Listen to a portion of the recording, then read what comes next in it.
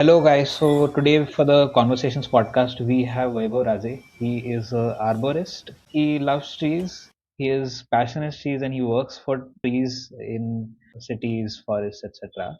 And today we are really happy to have him on because walking project obviously means interaction with the physical environment in our cities, and our cities are full of trees, and some of the parts of the cities are not full of trees. And today's discussion is all about that interaction, that interface between trees and humans. And all of us enjoy some of the best walking experiences in the city where the trees are present, and they make a very they add to the overall experience of walking in general and existing, which is why we have Vaibhav to share with us all his expertise and just talk about trees. So yeah, welcome Vaibhav to Conversations by Walking Project.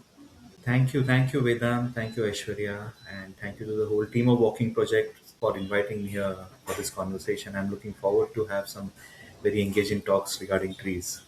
I would want to jump straight into the questions and start with what is an arborist, because this is a term a lot of people in the city, most people don't know what an arborist is. So if you can give a brief explanation ki what is an arborist and what are some of the things that an arborist does. So, arborist is basically a person who works in the domain of urban tree care. So, managing trees, planting trees, and caring for trees in urban environment is a specialized subject called arboriculture, and people working in that industry are called as arborists. So I'm one of the certified arborists working in Mumbai at the moment, and on a daily basis we work with trees. Particularly, we do a lot of risk assessments. We find out whether the trees have any kind of risk in them, whether they have a probability of failure, which could cause harm or damage to life and property around it. Whether the tree has any kind of disease, pest, some kind of health issues. So we work on those aspects as well. As arborists, we also work with urban planners and architects and developers to safeguard trees in a property for a project. A lot of times trees get impacted for a particular project construction. And at the very fag end, we discover that, oh, there's a big banyan tree in the middle of the project and we want to save that tree. So that's where arborists like us come into picture. Obviously, we don't want to be involved at the very fag end of the project, but we prefer to be involved right in the design stage so we can make design interventions, design changes to incorporate that tree into the design, into the project, and retain that tree safely so that we can continue enjoying the benefits of that tree even after the project is completed. So that's one aspect we work with. We also do, so we have a team and we have experts who do a lot of tree pruning work. So managing tree structure, the tree canopy, so that helps in balancing the tree, reducing the failure, and reducing the risk around that tree, and also improving the basic overall health of that tree as well. So these are some of the aspects that an arborist would ideally work in. That's great, and I mean, I think this is like very much required when you are dealing with any kinds of like landscape in any project. So, like, my question to you after what you shared is like, how has your journey been working with trees, specifically in Mumbai? I think, I mean, correct me if I'm wrong, but you were the first professional arborist that like the BMC sort of hired. So, how has your like experience been? Yeah, so my actual journey with arboriculture started way back when I was doing my master's in the UK. 2009 2010, I was doing my MSc dissertation in urban trees, and one of my topics was managing trees for their air pollution tolerance. So that's when I found out there is something called as arboriculture, an arboriculture department in the cities as well. So that got me very intrigued into the subject, and obviously didn't have any background about it at that time. So I continued with my dissertation, and I thought of pursuing my career in arboriculture, but I didn't have any framework in my mind at that time.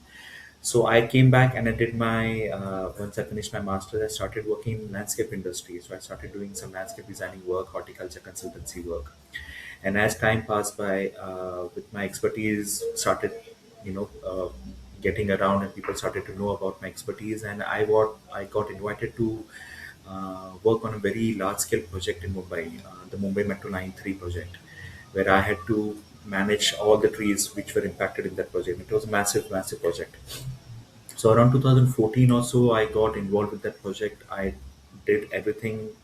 Me and my team did everything from the initial tree survey to coordinating and liaising with the concerned tree authority departments, the various garden departments of municipal corporations, getting the proper permissions to execute the tree works, and then getting in the proper technical inputs to restore the lost greenery into the Mumbai city again. So I was involved right from the initial tree survey to the execution part as well. And during that time, it was an eye opener for me that there was a lot of gaps that I identified, as an expert, that there are a lot of laws and a lot of legalities in place in our country with tree management, but there is hardly anything that happens on the ground. So there's a huge gap that I identified, and I thought of addressing that gap. So why not have a professional expertise, a professional company set up to help address those professional gaps on the ground? And that's how Tricotech, my company, came into being. So since 2018, I ventured into a proper professional tree care services company, and I was the first certified arborist at that time as well in 2018.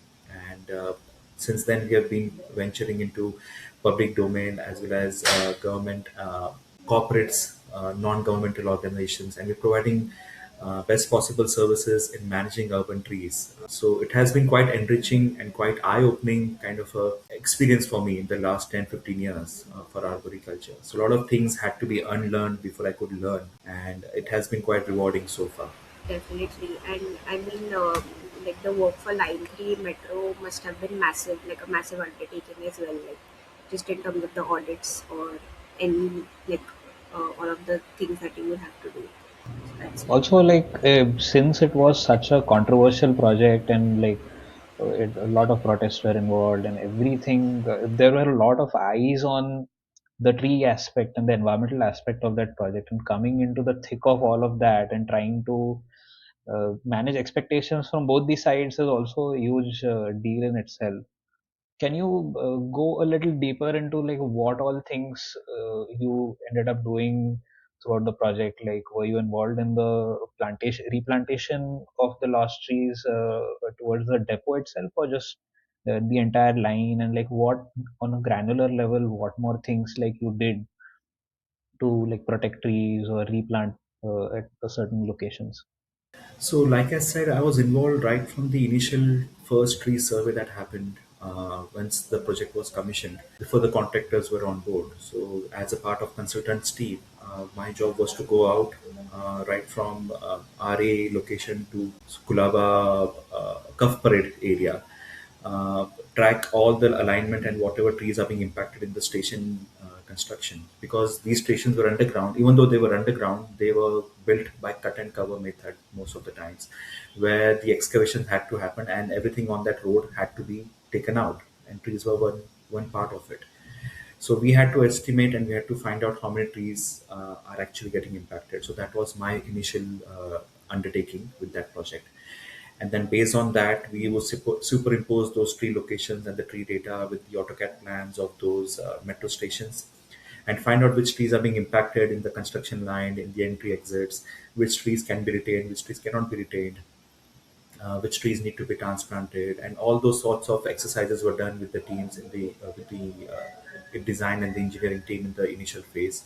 And based on that, the application was submitted to the tree authority. So my job was initial preparation of the document of the reports for tree assessments and the tree surveys, and then creating a document for submission to the relevant tree authorities.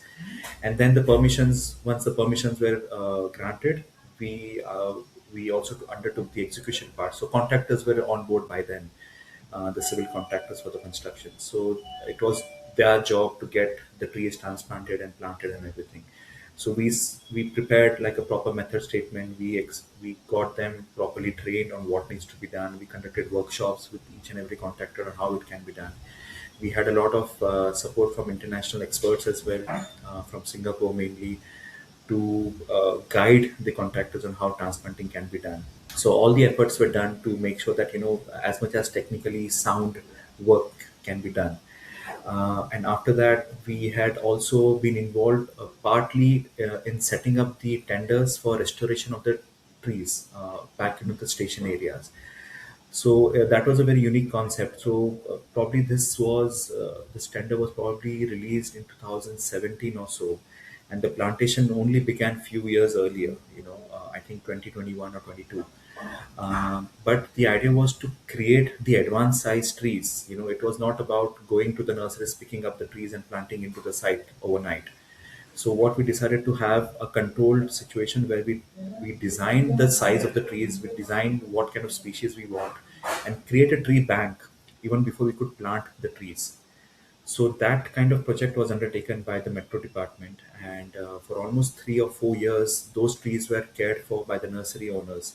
Those trees were earmarked for Metro Line 3 project specifically, and the plantation then happened during 21, 22, in the last 2 or 3 years. So I was involved during the planting stage, but I was involved in the planning and the execution of the tender stage. So I got to see the whole spectrum of the project, right from the initial assessment to the chaos and the protests, and then streamlining the whole thing and bringing the thing back in under control. And so it was a big learning curve for me, quite daunting because I was put into this situation at a very initial part of my career, at the very start of my career. But since I think I had the relevant knowledge and experience at that time, from the technical perspective, I was able to defend and I was able to support the project in a very good way. And although from an outsider, it might seem that the project is all hue and cry, lots of trees are being cut, but on the inside, a lot of good things were also happening. To give you an example, one of the stations, the domestic airport station, which is now operational, so a huge banyan tree was getting impacted in the construction of that station, which was highlighted by our team. And then all the engineers came together. They put in all the efforts to make sure that the tree is retained safely, and they made all the design changes possible to keep those trees. So that is one example, but there are a few hundred other examples in each and every station where they could keep certain trees by making some design changes in the entry exit points, maybe in the ventilation shafts, or maybe in the actual station excavation. So all that care was taken to make sure that the minimum tree impact is created. So all these stories probably didn't come out, but all the efforts were definitely there. People in the metro department, they were quite keen and they were very, very proactive towards keeping those trees as much as possible. But since the project was at such a huge scale, there was going to be some temporary impact on the trees, which was, unfortunate. But good measures have been taken after that as well to restore as much as tree cover as possible. But since I'm not involved with the project anymore, I don't know the current status. I don't know what has happened after 2018, but I'm sure it has all been good so far. Brings me to actually one question one of our supporters in the our main WhatsApp group had asked. I floated a message to all of them ki we are having you on, so come shoot all the questions that you have at us. So one of the questions which kind of I was also interested in to know was how effective are tree transplant methods and tree spade machines in Indian urban conditions, and in which situations should transplantation be avoided. So if you can throw some light on that. Yeah, sure.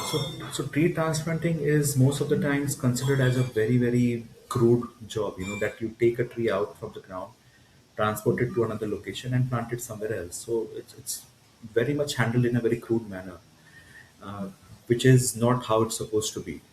Transplantation is a very noble thing if done properly, and it gives you very good results if proper time, proper budget, proper resources are allocated. In a timely fashion.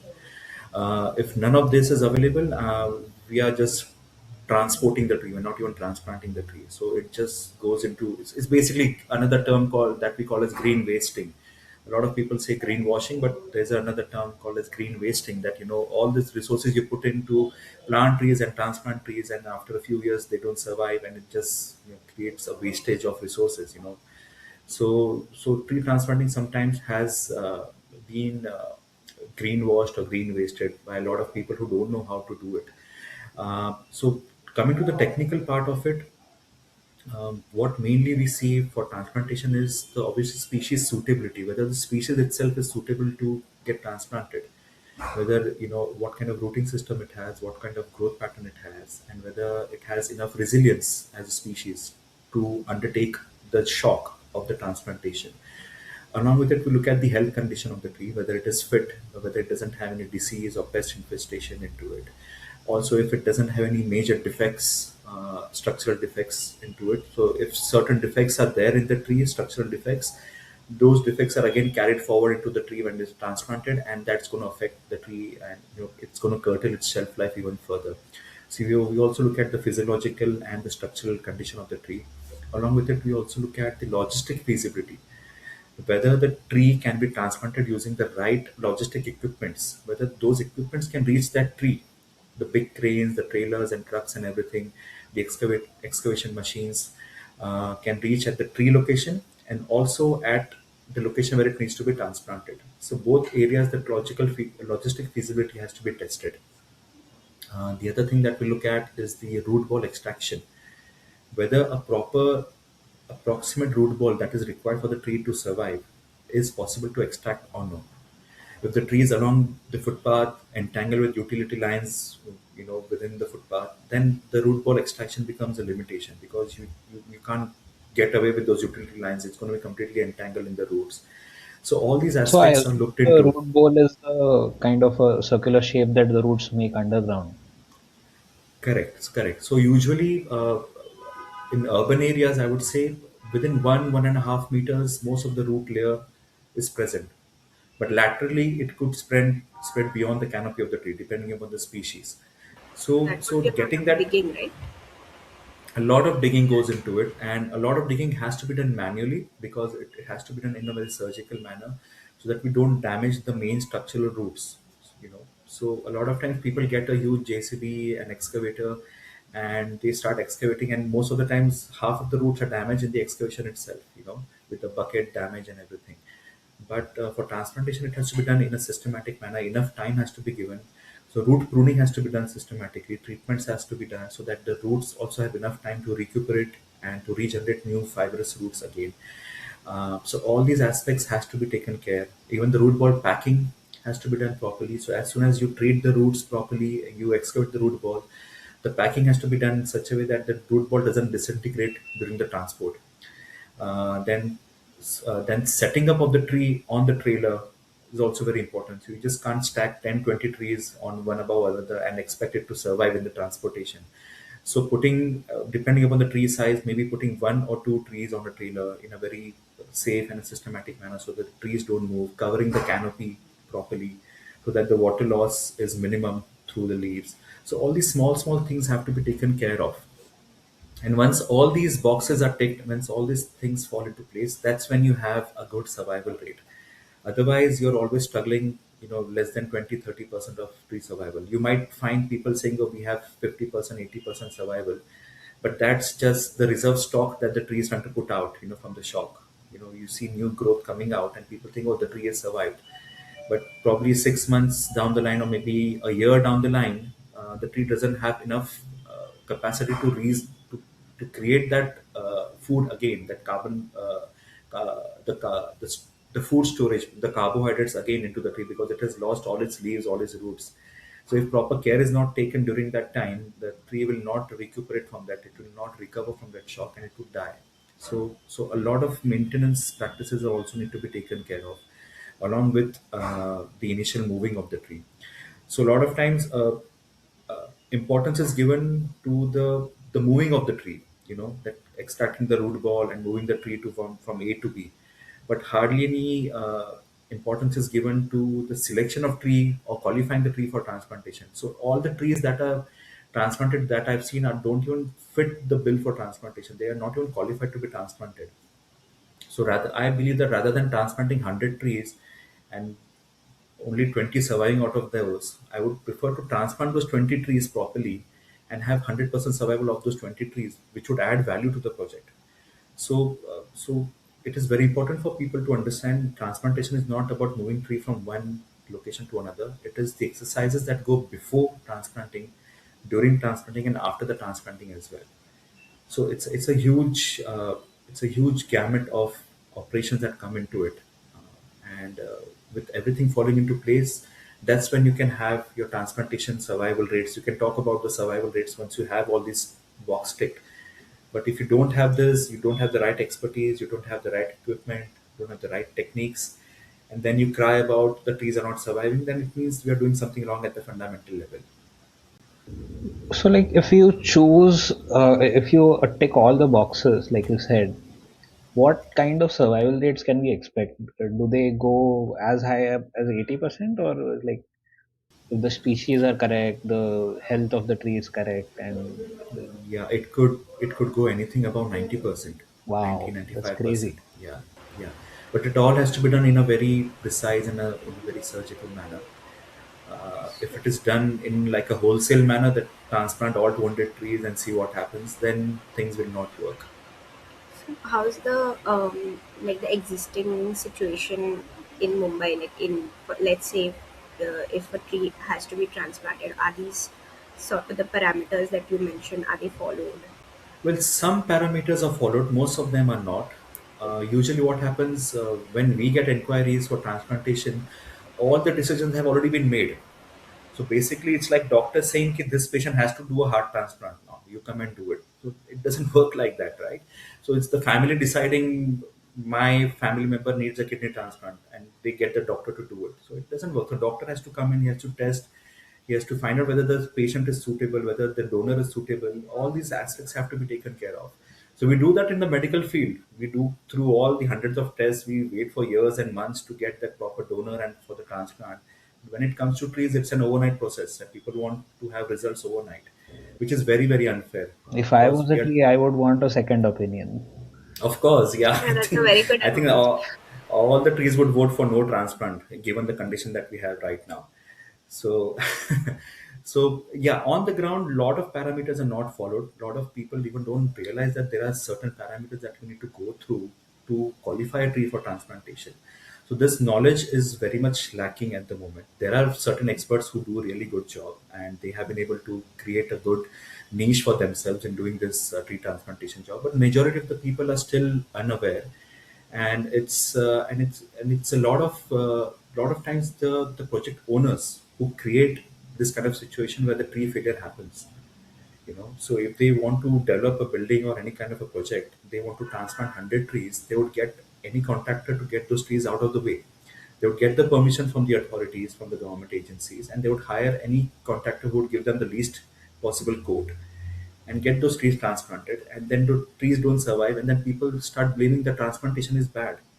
So it's not the transplantation is bad, the people who are doing it, the way it has been done and the way it has been handled is bad. Transplantation itself is a very noble cause, it's a very technically superior thing to do if done rightly. So I think the perspective about transplantation needs to change more than the survival rate discussion and the technical discussion around it. It's but it's good to know that there are like set procedures like to be followed. I mean, since we're on the topic of discussing parameters for transplanting, I want to also like turn to the parameters followed for tree pruning and trimming that is sort of done. Many of the people have also said that they are many of the trees are mal pruned or just haphazardly maybe trimmed. So what is like the procedure that or like the percent that is kind of followed for trimming? Or, Yeah, are there like some rules of thumb or some general practices or some deeper practices that we need to focus on?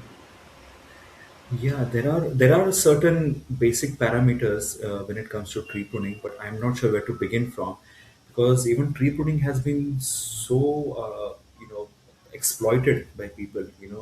They come in with axes and chainsaws, and they don't know anything about tree biology, tree structure, tree architecture, and they just go around hacking the trees, just making sure, now this is balanced and this is fine.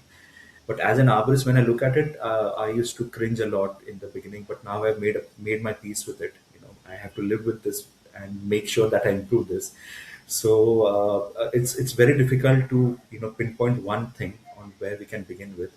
But one thing we need to all understand that not all trees need pruning, and definitely not all trees need pruning every year.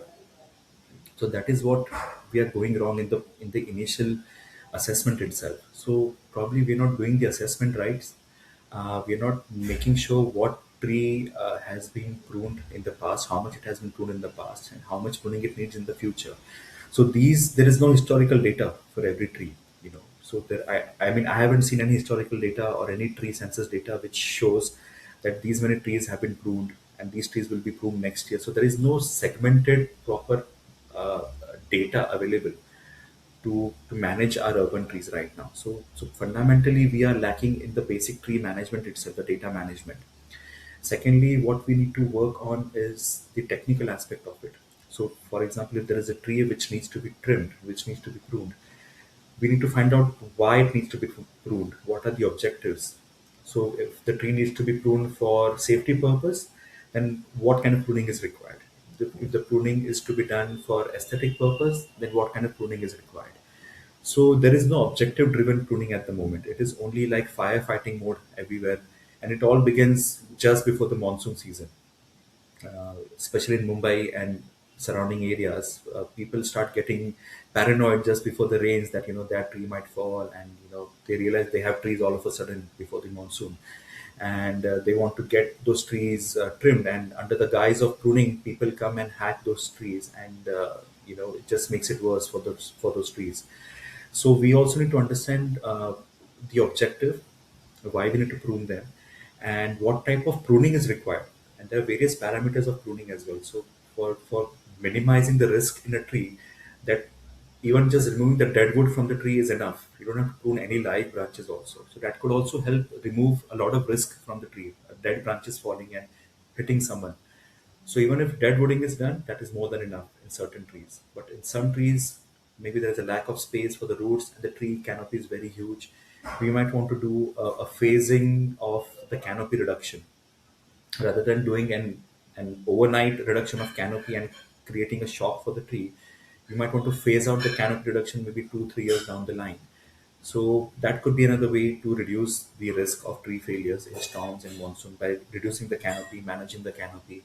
The other aspect could be for clearances. A lot of times, traffic clearances or pedestrian clearances or traffic signal clearances. A lot of trees are planted along the traffic lines, and traffic signals usually get covered behind, or traffic signs get covered behind those trees and leaves and everything. So, such objective or targeted pruning can be done so that the traffic lights, the traffic signs are visible, pedestrian clearances are visible, the traffic movement is cleared with some ground raising, so removing few branches from the base in a very systematic manner, not how it's been done in the city. It's been done very, very badly.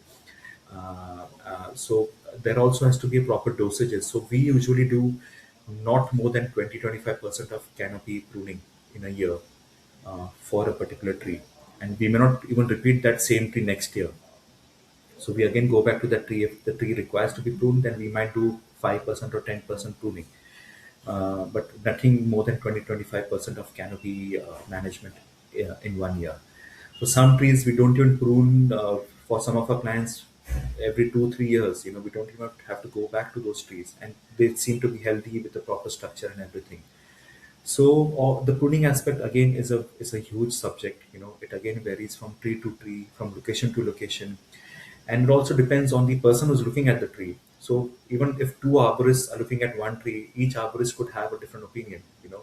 I might be very well confident that this tree may not need pruning, but the other arborist might be a little bit more paranoid. He'll say, no, no, no, it's your responsibility on me. I need to prune this tree every year. So a paranoia is also driving a lot of pruning in our cities. So that's why timely experience and knowledge is very important to identify these gaps and plug these gaps, so that the trees that we have in the urban areas are something that are going to help us mitigate the urban climatic effects, the climate change, the air pollution, and everything. Rather than planting new trees, it is very important to maintain what we already have, the big matured heritage trees that we have. And if we don't do that well, planting hundreds of trees is not going to help. So it's very important for us to understand the technical aspect of tree pruning along with the management aspect, the data management of the whole thing. I also kind of, so far we talked about tree pruning and tree transplant and all of these methods in a very kind of a silo way, but not holistically. I want to ask you, holistically, are there any acts or laws to govern the way we manage our trees, urban forestry, and gardens, etc.? Is there some policy which is present that that kind of prescribes the way we do a lot of these things? Is there a method to it? Also, to add to Vedant's question, I wanted to just know if there's a like a set guideline that is sort of like you mentioned there are 25% not above it is kind of pruned. So is there like a guideline which lists all of these parameters or thumb rules? Yeah, so these thumb rules are basically followed in the arboriculture industry on a global level. So other arboriculture companies working in different countries, so they have these set parameters. Obviously, it depends from which part of the world you are. Maybe in the US, you may not prune 25% because that would be a lot. But maybe in Singapore or Hong Kong, you might be able to, or India, you might be able to prune 25% of a canopy. So it again depends. There is no one fixed rule as such. It again depends on this location and the species and everything. But there is no such rule available in India at the moment. There is no guidelines available for tree pruning, like a standardized guidelines or SOPs for pruning and tree management and risk management in India at the moment. But we have this Maharashtra Urban Tree Preservation Act, uh, which says that we need to do a tree census every 5 years for all major urban areas, for major cities, municipal corporations, tier one, tier two cities in Maharashtra state. I'm sure other states would have a similar act as well. But in Maharashtra, it is mandatory to do it as per the Tree Census Act, as per the Tree Act, the tree census to be done every 5 years. So the last tree census, I think, was concluded sometime around 2018 for Mumbai city, and along with the other cities, Pune, Thane, and all those other cities were also done. But I'm still yet to see the tree census data for Mumbai city. There has been reports of there are about 30 lakh trees in the city, but I haven't seen the actual reports of our tree census data. So the act doesn't have any guidelines or any standards for pruning, but it does dictate to conduct tree census every 5 years.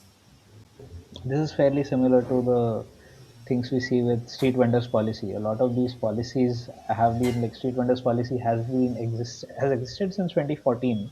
It requires Yeah. you to have a census of the vendors present in the city every 5 years. But even today, we don't have good data to we have not counted all the vendors first of all. The census is not done on a timely basis, because of which we simply don't know. We don't have data on how much space is required for hawking in the city, and where the space needs to be created if it's not present. Can you accommodate these vendors on our streets as well? Which kind of sounds a lot similar in the way for the trees as well. Like we don't have the baseline data which is needed to kind of act on. Okay, this ward of my city has less trees. This neighborhood has less trees. This is the kind of tree coverage in this space. This is the kind of shading level in this space.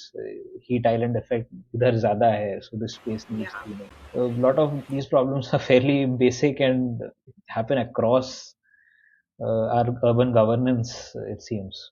Absolutely right. Yes. But with trees, I think we still have a lot to learn. Even though we have all the acts in place and all the legislations in place, there's still a lot of room to improve this from where we are right now. So in 2021, if you remember, the Urban Tree Act was modified. It was updated, and heritage trees were included as part of the urban tree protection. So basically, what it said that any tree which is above the age of 50 years will be categorized as a heritage tree. A great move, a very good initiative to protect the old big existing trees, but it did lack a lot of technical backing to it. Uh, because how do you define a tree which is 50 years old, and how would you define a tree that is heritage tree depending upon the species. A banyan tree, 50-year-old banyan tree is not a very big tree, but a 50-year-old mango tree would be a very big tree.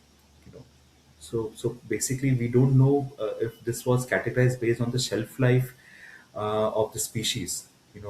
A banyan tree could probably live for hundreds of years, two, three, 400 years. So probably a 50-year-old tree of banyan tree would be a young tree according to the shelf life of the tree.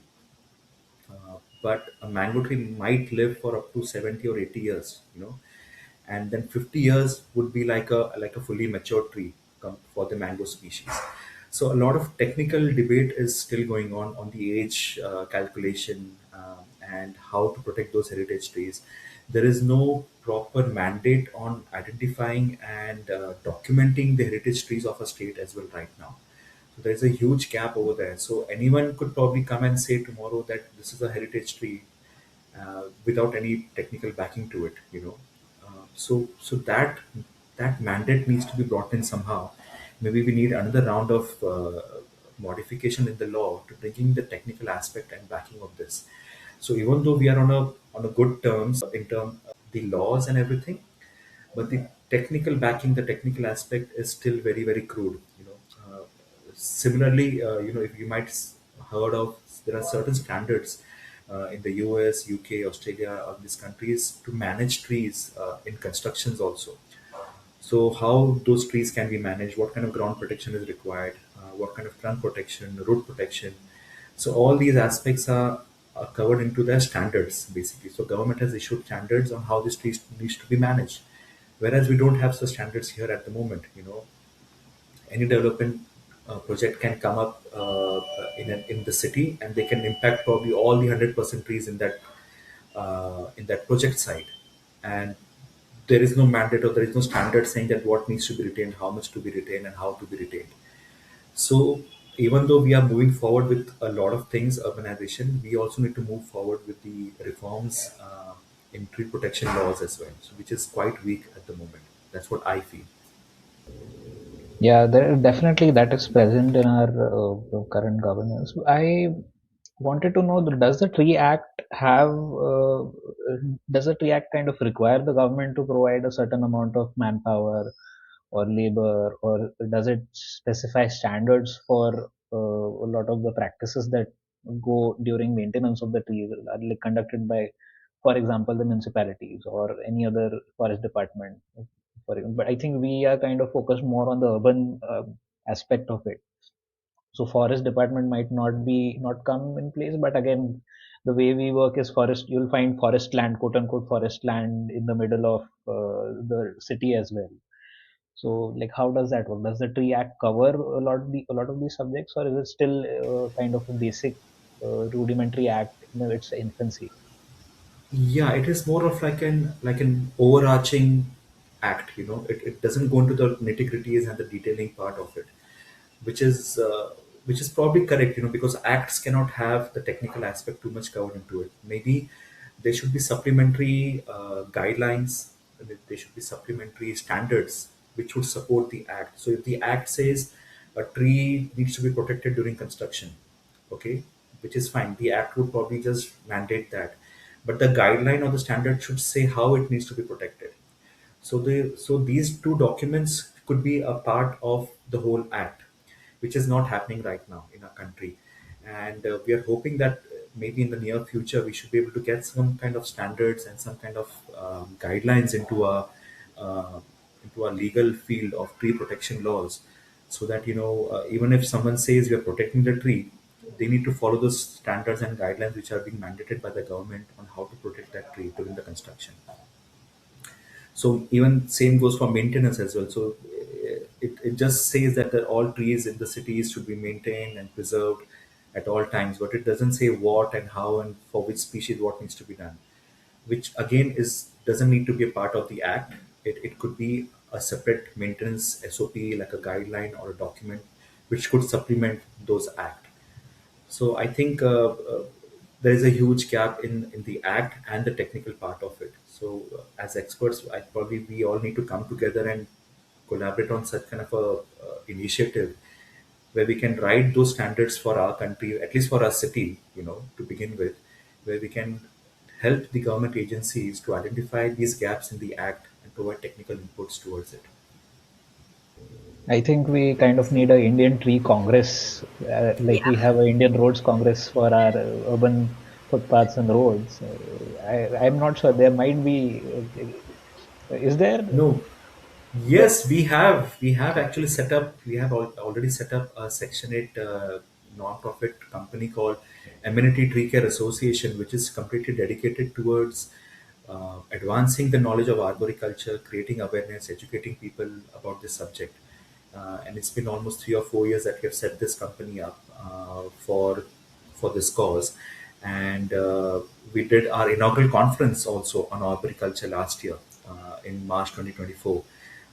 And it was a big success. And now we're doing another conference in March 2026, wherein we will be getting a lot of global experts, a lot of Indian experts to talk on a similar platform on how trees in urban areas can be managed. So all these brainstorming activities, this conference, presentations and workshops are going to happen from 6th to 8th of March in the coming year.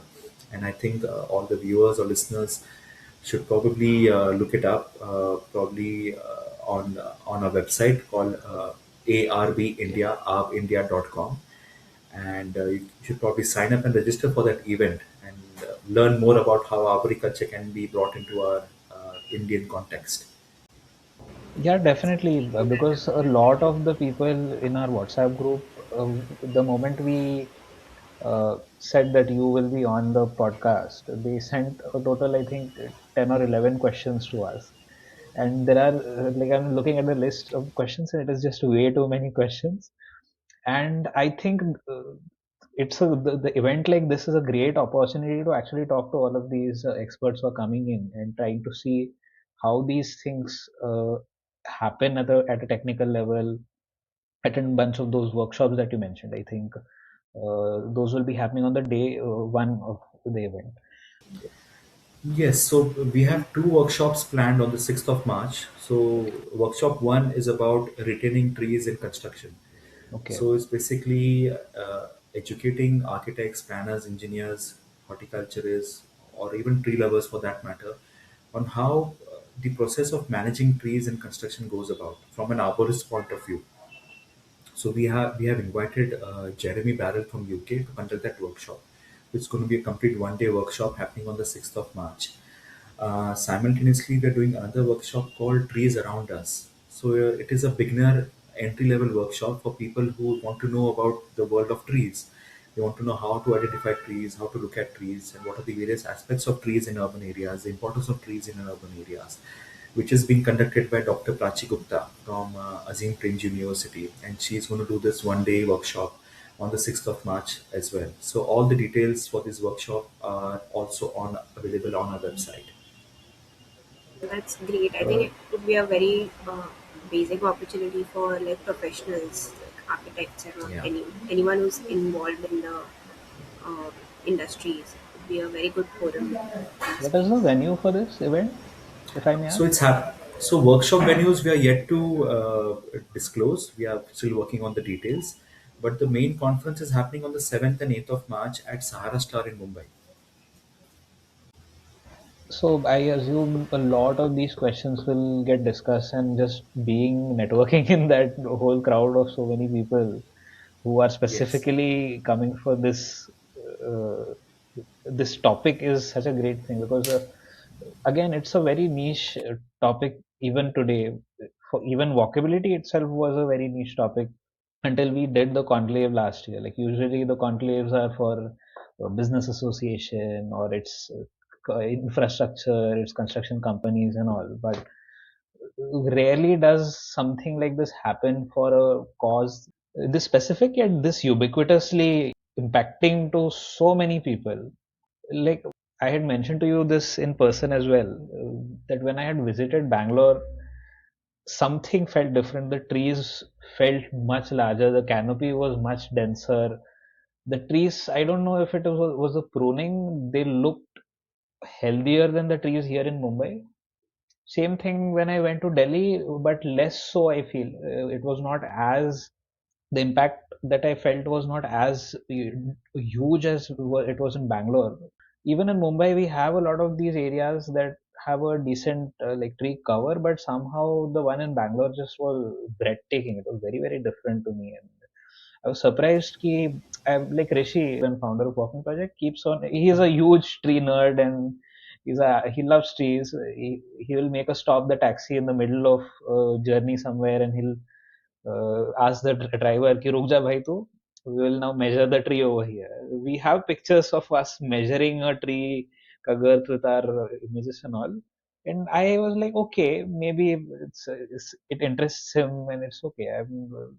non-judgmental about it. But when I went to Bangalore and I returned, I was like, okay, now I get why it is important and why trees as a topic itself is so beautiful. Like, what kind of a difference in just day-to-day existence trees can have. It was just eye-opening.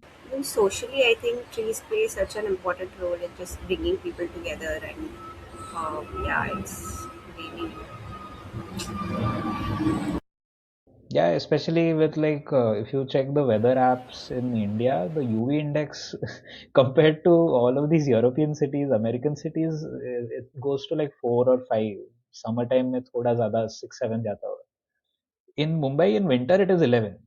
So we, so that makes it much more important that we protect our trees and kind of take better care of our trees than the cities in the West which are doing it, even though they don't kind of need it as much. It's crazy. Yeah, I think to begin with, what the future holds for us is I think we need to work or we need to get the laws little bit more tightened around trees. So right now I see a lot of loopholes and people are aware they're getting serious about trees, but still some things are being taken for granted. But at the same time, a lot of people are coming together and making sure that people don't take things for granted, which is really great. It's very inspiring to see some stories which are going around right now. But to avoid this happening, I think a lot of technical and non-technical laws, changes in laws have to be brought into. To give an example, in some of the countries, I think in the UK, Australia, and US as well, uh, if you have to develop a site where trees are impacted in a development site, an arborist report is mandatory to have as a part of the application process. Over here, it's basically you need to submit a tree inventory with some pictures and a plan. It just shows that this is my building footprint, and these are the trees impacted in my building footprint, and I want to take these trees out. So that doesn't have even an architect can do that submission basically. So there is no depth or there is no seriousness given to the subject itself. So the laws need to be amended in such a way that experts, arboriculture experts, horticulture experts need to be brought forward to manage our trees, which is not happening at the moment. And all these things need to happen right from the design stage, which usually doesn't happen even for a small infrastructure project or a building project. It's like the contractors are already on board. The construction, the excavation is going to begin in the next few weeks, and we want to get the tree permission now. And that's when they start doing the surveys and everything, and then they realize, oh, that's a huge, massive heritage tree which is impacted, and then everything just goes into chaos.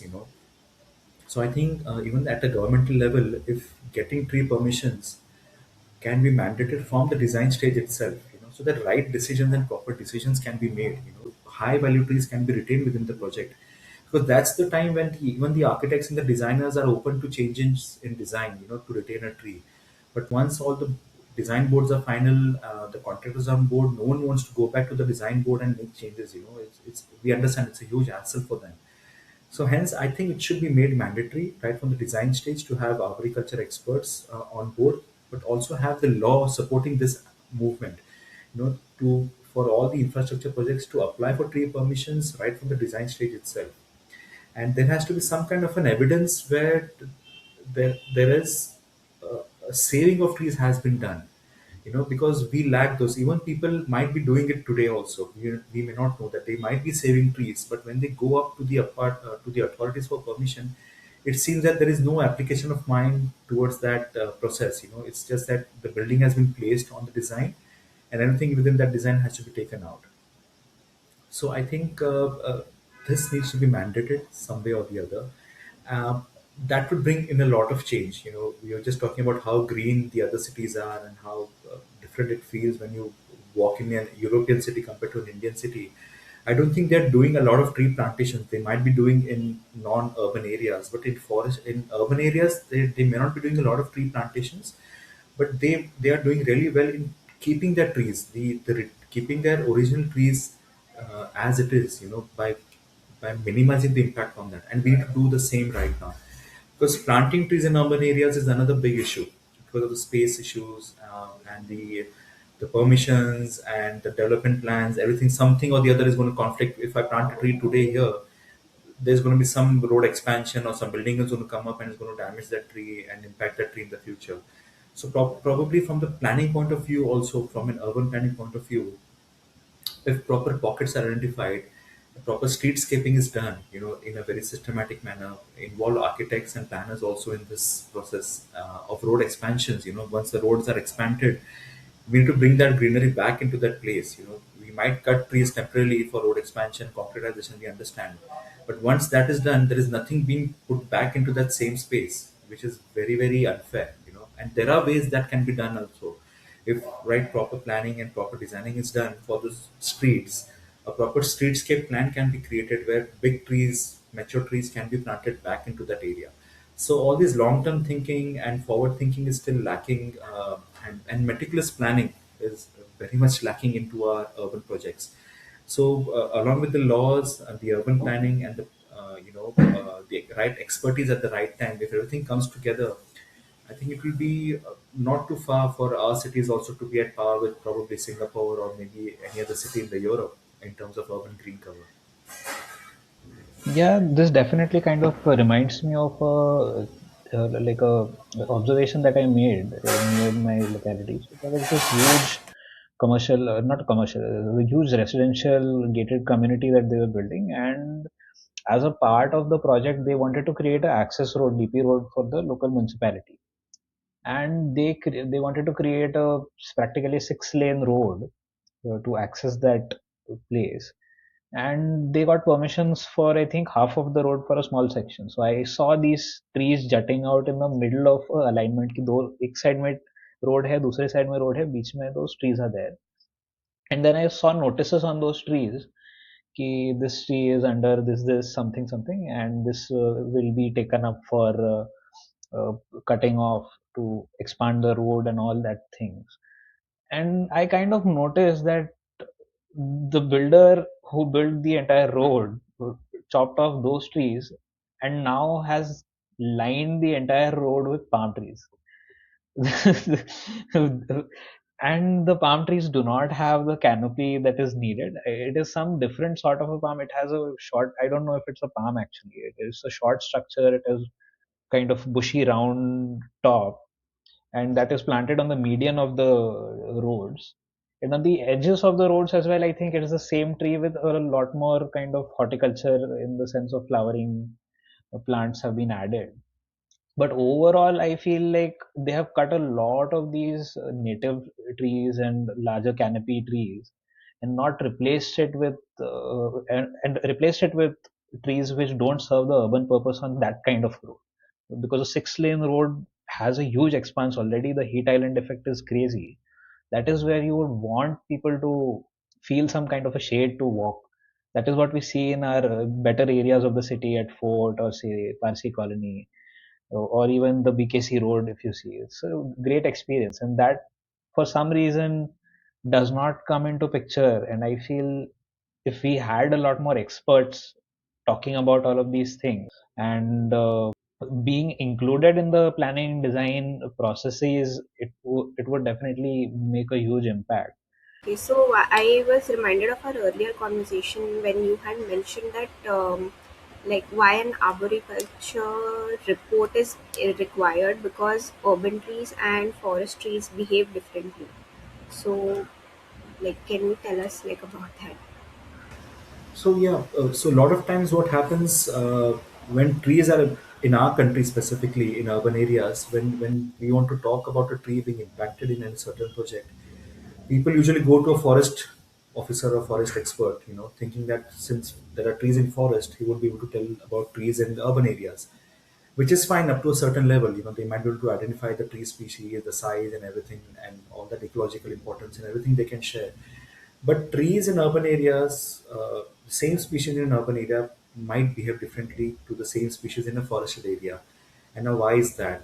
In forest, trees live in a community. They live in groups, large groups, right? So there might be two or three species only, and there might be hundreds of those two or three species in one area.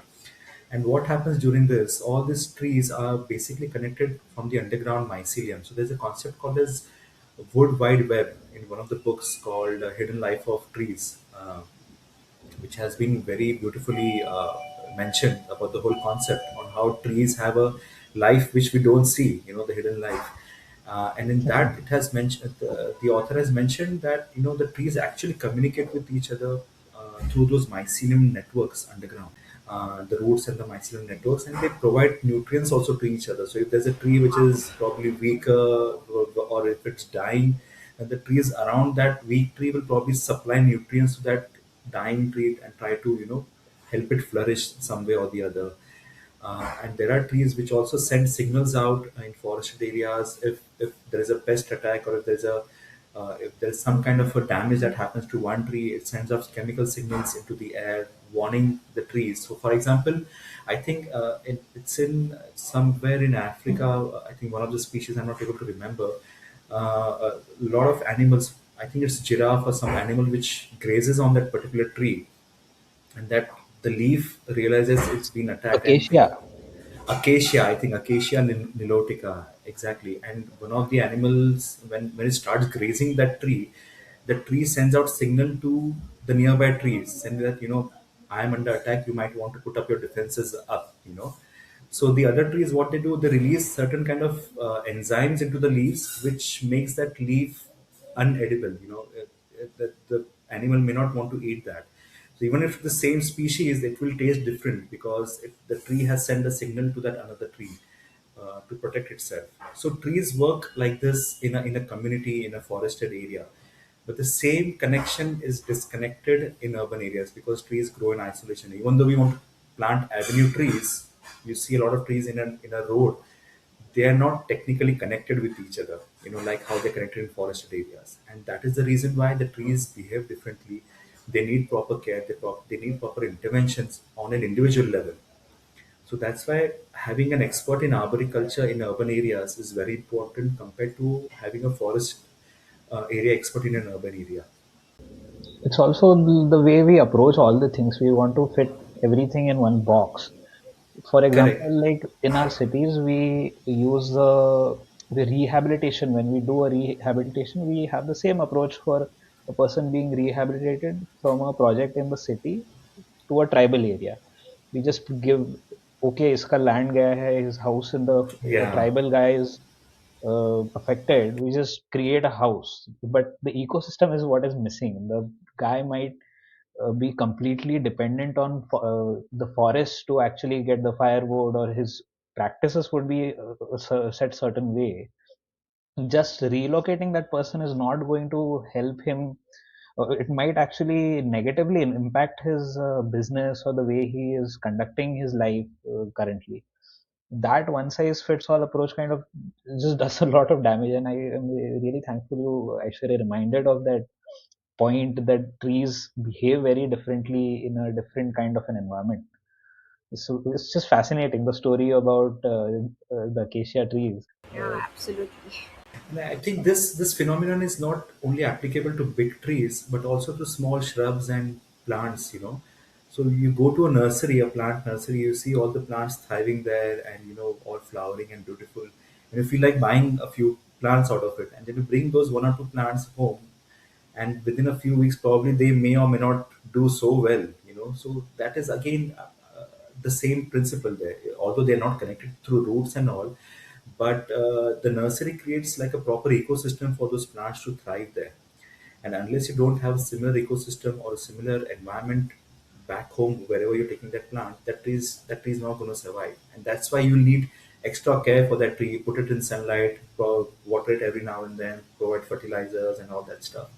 That's exactly what happens with trees in forest and trees in urban areas. You bring a species from forest to an urban area, is going to need a lot of interventions, a different kind of practice, different kind of response is going to happen. So two different expertise, but people usually don't see that difference happening. It reminds me of a video I had seen on SciShow. It's a science-based YouTube channel, and I think there was a study done on this. They kept two trees, two different shrubs, and played a different music. They played a different soundtrack in the background. One had a tropical rainforest background noise, and other had just the city noises. And then they kind of tried to check. the growth rates of those trees, and there was a difference on it. I don't remember exactly how much of a difference it was, but even that is fascinating how all of these things affect the way trees behave and grow. Obviously, the pollution, the noise, and all of these things is going to, at some level, affect the trees. Trees, like you mentioned, I mean, live in communities, so I think they would definitely behave differently in a different environment. But this is very like, not to sound cringe, but very eye opening, because never looked at it this way, and I'm sure many of like our viewers also might not be aware. So this is like great to know. I want to also dig a little on something that you just touched a little bit. For the viewers, we have a pedestrian manifesto which was prepared 2 years back, and we keep on reiterating and taking those to the MLAs, the corporators, MPs in the city. And the number 8 thing that we demand in the manifesto is that there should be a proper mechanism to reforest our cities. This is something you mentioned. As laymen and citizens think कि ठीक है tree कम है शहर में, let's just go on planting spree, कहीं पे भी tree लगाना है, and not a lot of method, process, thought goes behind where the tree is planted, which kind of creates problems in the future. Like lot of the times they plant a bad species at a tree pit which is not that wide, and it will at some point come and hit a nearby utility line or the nearby building. It will collapse the building, compound wall.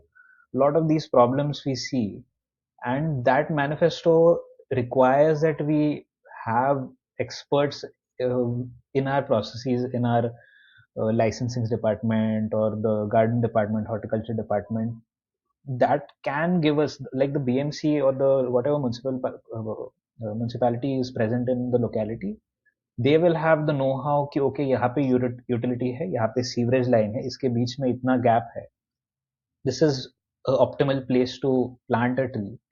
And that is how a third party should be engaged, third party like your firm Tricotech or any other arboriculturist group, or people who basically are experts in managing this, designing, choosing what kind of tree, and also choosing what kind of tree will be suitable for a certain canopy level that I want in this neighborhood. So that definitely, I think, needs to be included in a lot of our processes and practices. Also, kind of, I want to ask you a question which is asked by somebody in our group as well. Ki, BMC kind of now has a gardens and parks and gardens department, I think horticulture department. And the question is, ki, what does does the BMC have adequately empowered parks and garden department? Who currently designs urban parks and landscape? And additionally, I want to ask you a question. If the department was headed by you, what would the department look like? What were the changes that you would make so to have better gardens, better management of trees? Horticulture gardens department also doesn't simply manage the gardens; it also manages the tree planted along the medians, Yeah, along the roads, and all of those yeah. things. So keeping that in mind, what would the department look like under Wow, you? this is oh wow, that is a brilliant question here. I have never thought of this. Oh, okay. I need to actually come back to this question here. But interesting. Uh, I think I think to begin with, I would probably work on what we already have rather than bringing something new. On how we could maintain the existing tree cover and how we can improve the existing tree cover. In order to do that, probably I would start with like a proper assessment of all the trees, like a proper green cover canopy assessment, which I'm not sure if our city has right now. Uh, I would love to begin with that, identify which are the green areas, which are the not so green areas of a city, find out probably which trees are at risk, from failure or from decay, which trees need to be replaced, and get a proper management plan for the year, like a tree management strategy plan for the whole year, on what needs to be done for each and every tree. Create a unique ID for every tree for in every ward, and designate proper qualified tree officers like municipal arborists look after those trees. Although we have good experts in the industries, very well qualified and experienced experts, managing trees in urban areas, like I said, is a very specific arboriculture knowledge that you need to do it.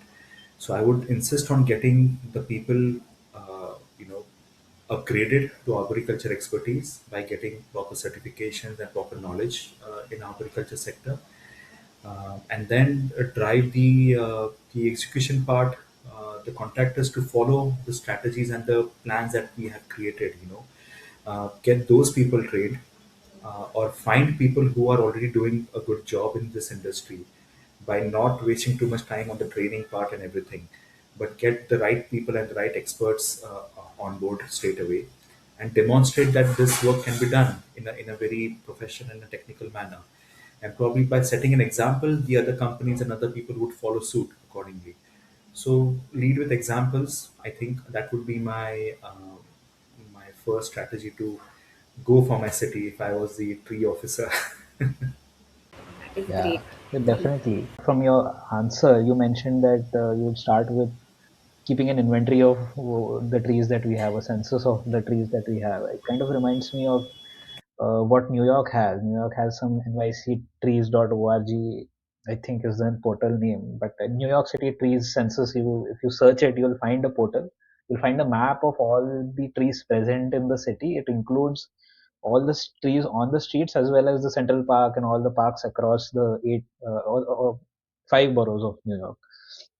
And you if you click on a given tree, the tree has a specific ID. You know what species of the tree it is. People name those trees for somebody.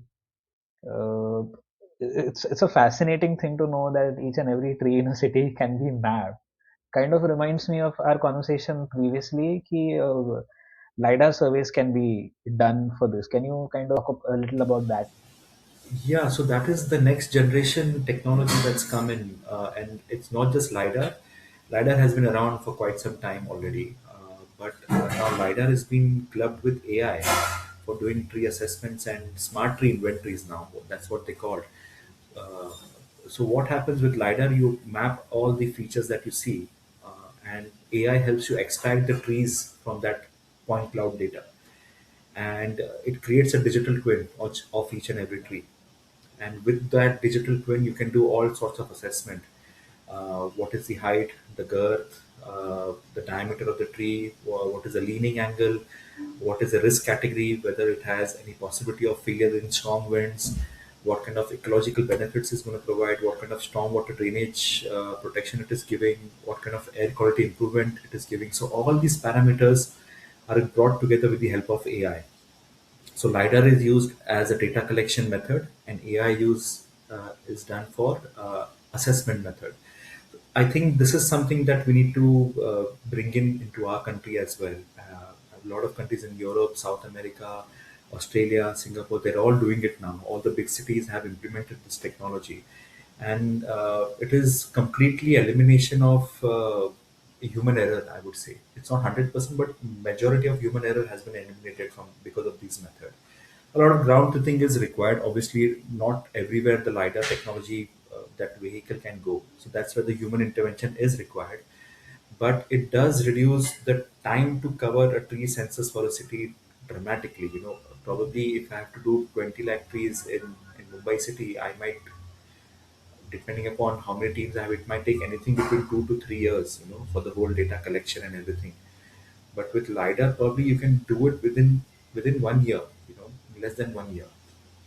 So and with more accuracy in terms of GPS locations and everything, the species identification. So all that can be done. It also gives you the output in terms of what kind of pruning is required. So once you get the digital twin of the tree, you can actually identify which branches are interfering with the traffic, which branches are interfering with the building, with the power lines, and you can actually mark which branches are need to be pruned. And that same data can be translated to the contractors. And those contractors can visually see, okay, this is the branch I need to prune, and then it becomes a very targeted and a very specific activity rather than a haphazard, like a firefighting activity. So I think AI and LiDAR is the next generation thing which needs to be implemented as soon as possible in our country. I think it would uh, provide a very good base to execute any decisions that are taken. It would be really good. I feel like we are at the very cusp of it because in Mumbai we are trying to do a digital twin kind of a thing for the city. I think the mapping is already done, Yeah, and basically it is such a simple process to actually do because Google Street View keeps on doing it every 2 to 3 years. A car with a LiDAR point yeah. cloud projector kind of keeps running throughout the city and mapping all of the streets with imagery as well as the LiDAR data. And it would be such, I mean, we already have the data. The data simply needs to be processed and for the specific application of trees.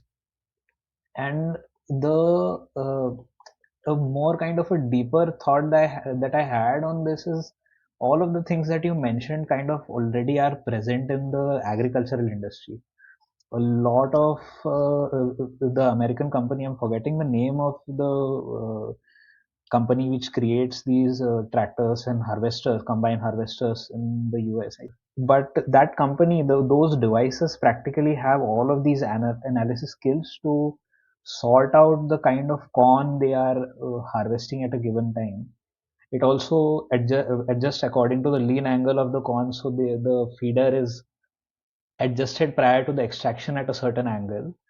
For the certain height or the size of the grain, it is set differently. The local government actually also every season they come out with a report ki, okay, this year the forecast looks like this. The kind of strains of viruses, tree viruses look like this, and for that season this is the kind of soil moisture levels look like this, and this is the weather forecast, this is the kind of rain. So you can choose this specific variety of crop for this year's harvest. So that kind of a deep level data goes into it, and all of like coming back, all of these machines have that AI tracking and AI systems which are present to uh, weed out and sort out. Weed out say are there, it also completely wipes out the weeds which are present at the roots of these things. So it's a very targeted approach which kind of makes you think ki, okay, there is money in the agricultural industry, which is why all of these things are present. I feel like if we can create the demand and a market for the same thing in urban forestry, a lot of these tools can will come into effect. And I think, like you mentioned, it is already present in Europe and in the West. Yeah, I think it does make sense. We need to bring it to some kind of a tangible level so that people realize the value of the trees. There are ways to do it as well, but again, people still feel that people don't consider trees as a main asset of the city. Asset. So that becomes very difficult and very challenging to convince the decision makers and the politicians that that this is something very important to manage at urban forested areas. So it is challenging but very much doable. One question which one of the people have asked is about bamboos. Like bamboos recently has been kind of, we have these fads in our in the way we operate. Another question again on fads I'll have, but for bamboo specifically, somebody has asked what is the scope of regenerative bamboo agroforestry in urban and peri-urban areas, particularly for carbon capture. What do you see bamboo's role in our cities as? Okay, a disclaimer, I'm not a bamboo expert, so I don't have enough knowledge to comment on this subject. But yes, from the basic understanding that I have, bamboos do have a huge potential. And there have been a lot of fundings that have been coming in from various other agencies from outside India to propagate and to create more bamboo products in our country. So if you want to really really want to deep dive into this subject, you should probably get in touch with the College of Forestry in Dapoli. So they are doing some amazing work in bamboo. They're also doing bamboo construction. They're using bamboo for construction, like proper whole building is built out of bamboos. So right from the roof to the main columns and everything is all made out of bamboo. So they do a lot of bamboo processing. They make pellets out of bamboo for biomass production as well. So the possibilities are endless. But specifically with agroforestry, I'm not very sure because I don't have the expertise. But if you can get in touch with the College of Forestry in Dapoli, I think we'll get much more detailed insights from them. Uh, Another question, great answer, and thanks for letting us know about that. About the what was the college again? Urban It's Forest College of Forestry in Dapoli, College of Ratnagiri. Forest in Dapur. Yeah. Okay. Another fad I want to is it a fad or is it about to stay? Is the Miyawaki technique. We keep on reading it in a lot of articles. A lot of people keep talking about it. Uh, I am kind of a layperson when it comes to understanding a lot of these practices. As far as I understand, it is a technique in which you plant trees in a very dense manner. Yeah. Can you kind of help me understand what it is and what role does it play? Like, what is your thought? What are your thoughts on this whole practice of Miyawaki forest, Miyawaki gardens within Mumbai and all of these places we build on? See, anything that brings greenery into the city is always welcomed, you know. But using that aspect or that method as a silver bullet or as an excuse for cutting down trees is something which I'm not on board with. So if you're cutting down 100 trees in a city and then you're planting 1,000 trees in Miyawaki plantation, I don't think that's going to be, that doesn't balance out the ecosystem disturbance that we have just created. Plus, there have been a lot of debate. In fact, there has been a recent research, I think just a month ago or so, there was a research that came out that all the benefits that the people talk about from Miyawaki plantation have not really been tested. They are all anecdotal. You know, Miyawaki has only been around for, I don't know, maybe few years. And to test something out or test the viability and the benefit of certain thing in the tree world, you need to think from a tree's perspective. You need to have that kind of a long-term research and long-term observations. So there is again a big question mark on how much of the Miyawaki method is actually viable on the claims that people make about it. But as long as it is creating a dense green cover, uh, I'm not sure what other benefits it is providing. Maybe within that area, it is giving slightly better biodiversity, because of the birds and the insects that might want to roost in that area because it's very dense, very safe. There might be an increase in, or there might be an improvement in the air quality, but on a very local level, it may not be as much because to have a major impact on the air quality or the air temperature, you need to have big canopies of the trees. You can't have like a few square 100 meters uh, of a green patch and then expect the urban conditions to improve overnight. So a lot of times there's been a miscommunication on the benefits of Miyawaki. So if you're planting a Miyawaki plantation, yes, go ahead, do it. I have nothing against it. But if you're using that as a tool to advance some of your motives of cutting down trees and then showing it as a compensated plantation in Miyawaki, that is something is not very, very fair. So I think it's a very open debate right now, Vedant. Even the West, they are. I've seen a lot of experts in the West as well. They are very much against the Miyawaki plantation because it just doesn't serve any purpose other than creating a block of greenery in the middle of the city. It doesn't serve uh, fighting the urban heat island effect because you don't get the dense canopy that you need to cool down the roads, right? And the buildings, because Miyawaki plantation, the trees are planted so close that the shadow or the canopy of those trees don't become as big as a mature tree, and that's why the urban heat island effect cannot be combated with just Miyawaki plantation. Also, the air quality improvement, the air temperature regulation, the stormwater retention and protection from stormwater and floods. I don't think there is a huge impact of Miyawaki plantation on that. So people who are doing it, great. It's adding to the greenery in some way or the other. But as long as it is not misconstrued against against tree plantation for trees being cut somewhere else, I think it should not be a big problem. Yeah, thanks a lot for enlightening us on that topic. I want to ask you as a last set of questions. Could be controversial. What is your favorite tree?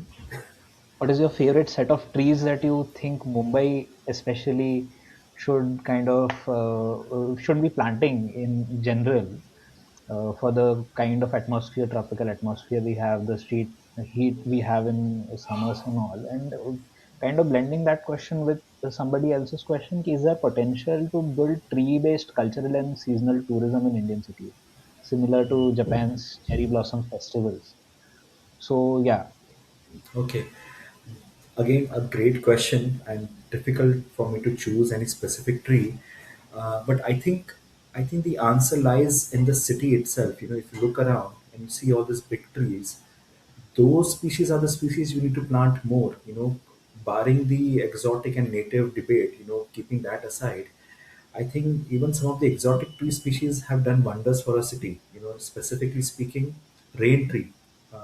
It is an exotic tree species, but its canopy is so massive it can easily cover major part of the road if it's planted in a very strategic manner. And if you have an avenue of rain trees, then it's even better. So I think rain trees would be one of my choices to plant more and more in the urban areas. But this time, obviously, when it was planted 50, 80, 100 years ago, the cities were different, and it could cope up with such big trees.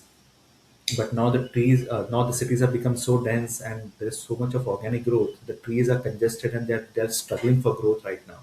So if we choose to plant such big trees back into a city, we need to have proper spaces, proper planning, and proper streetscaping done before we choose to put those trees back in.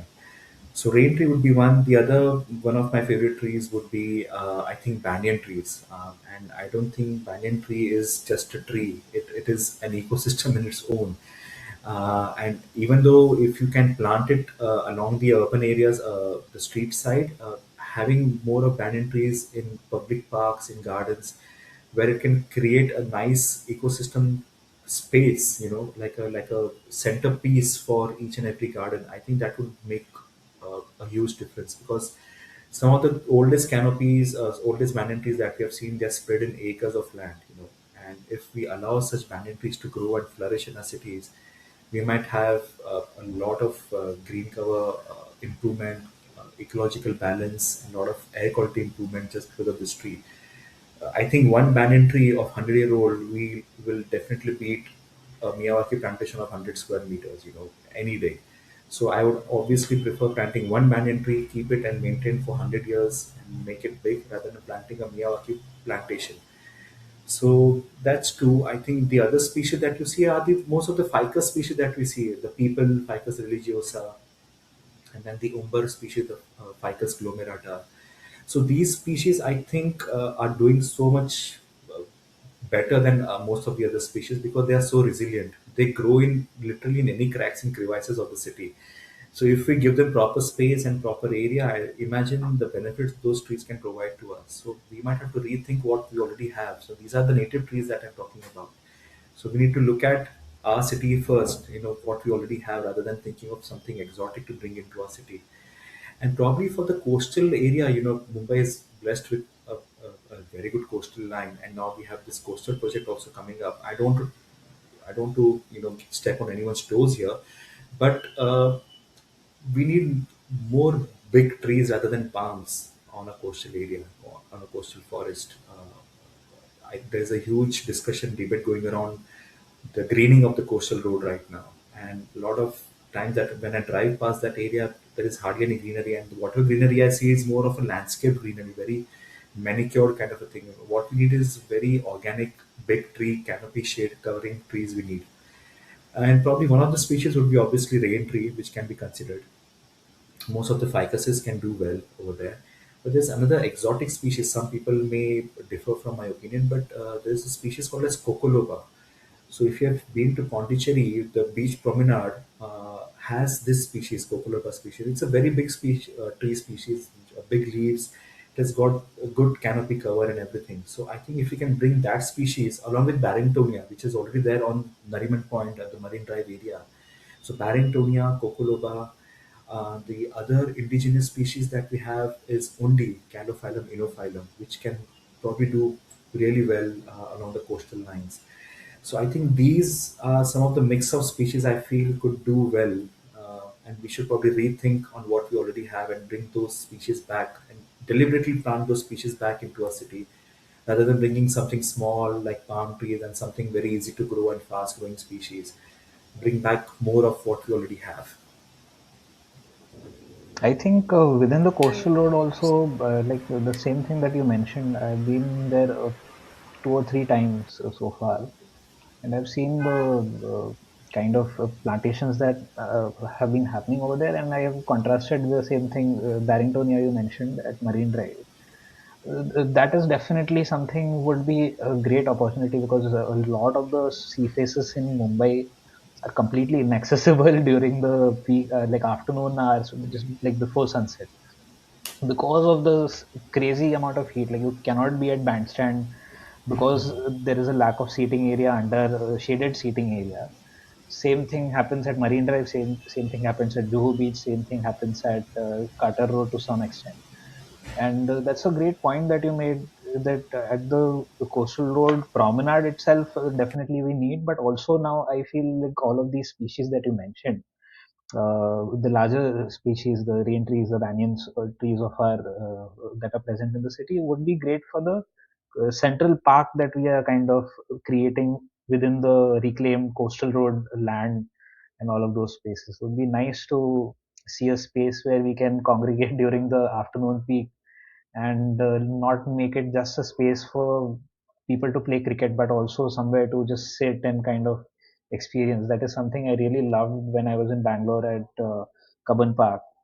Enjoyed that aspect. Same I enjoyed at the Deer Park in Hoskas earlier this year. It was a fascinating experience, and the conversation itself has been really. I'm really happy about the contribution we are making towards just having a conversation on this topic, because it is not something we get to talk about every day, and it's also a nice divergence from our usual footpath size, yeah. height, BMC hawker parking issues. During our community walks also we make it a point that we end the walk at a garden or like a nice seating place around a tree. So I think if we have like more spaces like that with like good shade, I think everyone would benefit from it. And yeah, I mean, this has kind of all the conversation has kind of also made me look into a in a different perspective now when I go out and just notice trees around. So yeah, thanks for like enlightening us.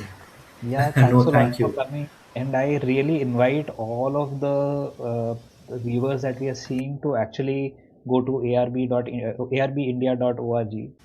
Yeah, it's arbindia.com. Okay. arbindia.com. Yes. Yeah, arbindia.com, and visit the website and sign up for the event which is happening on the 6th, 7th, and 8th of March, which is the, let me read it again, second International Arboriculture Conference. The fascinating conversation that we had is kind of a trailer or a teaser to the actual event, because how many experts are you expecting at the event? So we are expecting more than 15 experts from all over the world and also from all the parts of our country. So it's going to be a huge, I think it's going to be a huge platform. We are hoping for as many as they can come, but we're hoping at least last year we had almost 250, 300 people attending. So we're expecting at least 400, 500 people to attend this year. So just being realistic. So our final question is, which are some of the books that you would want our viewers to read if they want to learn more about trees or arboriculture in general? What would be your suggestion? For arboriculture, there are several books. I don't want to go into the technical part of it, but as a tree lover, or maybe just if you're entering into the world of trees, I think this book, which I mentioned in the conversation as well, called The Hidden Life of Trees. I think that is a brilliant book. I think it's written by Peter Wallenburn. I think he's a German or some European tree expert. Um, and it's a fascinating book. I've almost read it twice now. I might read it again, hopefully next year. But if you can get your hands on that book, please do read it. It's an amazing, very very engaging, and very much eye opening kind of information available in there. Thanks a lot, Vaibhav, for joining us on this Walking Project Conversations podcast. It was a lovely, lovely experience having you on. It was really fascinating to learn about trees and some of the nitty gritty aspects about tree management, urban forestry, and arboriculture. And I really, really welcome all of our viewers to please check out arbindia.org and visit the website and sign up for the upcoming second International Arboriculture Conference. And thanks a lot for coming on again. Thank you. Thank you, Vedant. Thank you, Aishwarya, for having me. It's a big honor. Thank you so much.